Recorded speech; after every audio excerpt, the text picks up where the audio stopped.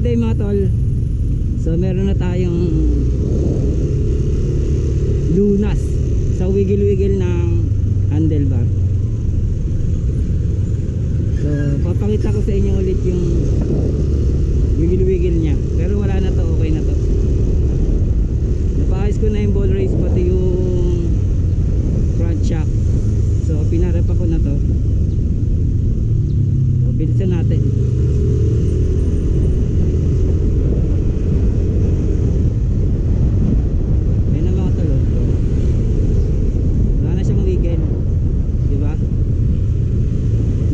Sa gulong. So kaya gumaganon siya sa front tire. Tupod na kasing front tire ko. Nagwiwigil na siya. So let's go ulit.